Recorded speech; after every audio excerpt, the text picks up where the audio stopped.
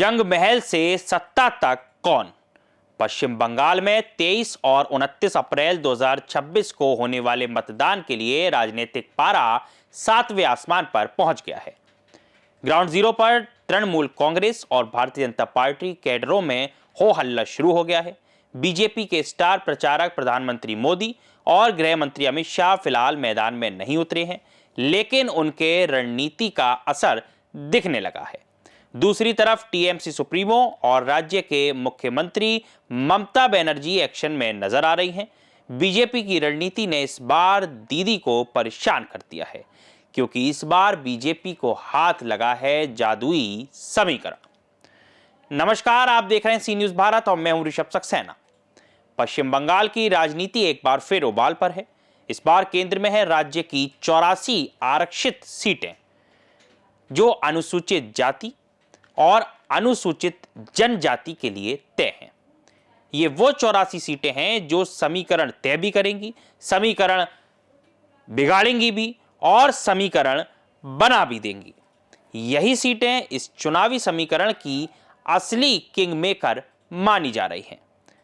क्योंकि अल्पसंख्यक और बहुसंख्यक के बीच हो रहे इस मुकाबले को जब इन 84 सीटों पर देखा जाता है तो यहां पर समीकरण बिल्कुल बदल जाते हैं। अब राजनीतिक हलकों में चर्चा तेज है कि इस बार मुकाबला सिर्फ दलों के बीच नहीं, बल्कि रणनीतियों और सामाजिक समीकरणों के बीच होने वाला है। विशेष रूप से 16 आदिवासी सीटों पर सभी की नजरें टिकी हैं, जहां पिछले विधानसभा चुनाव में सत्तारूढ़ दल और विपक्ष के बीच कड़ा मुकाबला देखने को मिला। उस समय जहां तृणमूल कांग्रेस ने बढ़त बनाते हुए 9 सीटें अपने नाम की थी, वहीं भारतीय जनता पार्टी को 7 सीटों पर संतोष करना पड़ा था। लेकिन अब राजनीतिक हवा बदलती नजर आ रही है। इस बार भारतीय जनता पार्टी ने अपनी रणनीति में आदिवासी इलाकों को केंद्र में रखा है। पार्टी की कोशिश है कि जंग महल और उत्तर बंगाल के आदिवासी क्षेत्रों में अपनी पकड़ को मजबूत किया जाए। राजनीतिक विश्लेषज्ञों का भी यह मानना है कि बीजेपी इस बार आदिवासी वोट बैंक को साधने के लिए भावनात्मक और प्रतीकात्मक मुद्दों पर ज्यादा जोर दे रही है, जिसमें राष्ट्रपति के सम्मान से जुड़े कथित मुद्दे और सांस्कृतिक पहचान की राजनीति प्रमुख बिंदु हैं। वहीं आपको बता दें, दूसरी तरफ राज्य की मुख्यमंत्री ममता बनर्जी एक बार फिर अपने पारंपरिक जमीनी जुड़ाव वाले मॉडल पर भरोसा कर रही हैं। टीएमसी का फोकस इस बात पर है कि केंद्र और राज्य के बीच टकराव को मुद्दा बनाकर ग्रामीण और आदिवासी इलाकों में अपनी पकड़ को मजबूत रखा जाए।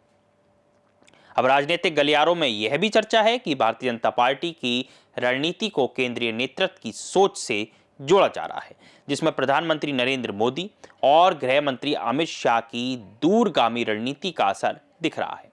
भले ही वे अभी सीधे तौर पर चुनावी मैदान में सक्रिय रूप से दिखाई नहीं दे रहे हैं, लेकिन लगातार उनकी तैयारियां चल रही हैं और ये कयास लगाए जा रहे हैं कि इस बार प्रधानमंत्री कम से कम 100 रैलियां बंगाल में करें। वहीं टीएमसी का संगठनात्मक ढांचा भी इस बार अधिक आक्रामक मोड में नजर आ रहा है। बूथ स्तर पर कैडर को मजबूत करने और स्थानीय मुद्दों को केंद्र में लाने की कोशिश की जा रही है। पार्टी का दावा है कि खेला होबे का नारा केवल नारा नहीं, बल्कि जमीनी हकीकत है। अब यह टीएमसी का एक नारा है, जिसको टीएमसी जमीनी हकीकत बता रही है, जो एक बार फिर चुनावी परिणामों को प्रभावित भी करने जा रहा है, ऐसा टीएमसी का मानना है। वहीं राजनीतिक जानकार ये मानते हैं कि 84 आरक्षित सीटें किसी भी पार्टी के लिए सत्ता का रास्ता खोल या बंद कभी भी कर सकती हैं। यही वजह है कि दोनों दल इन क्षेत्रों में अपनी पूरी ताकत झोंक रहे हैं। खासकर आदिवासी इलाकों में विकास, जमीन अधिकार, रोजगार और सांस्कृतिक पहचान जैसे मुद्दे इस चुनाव की दिशा तय करेंगे।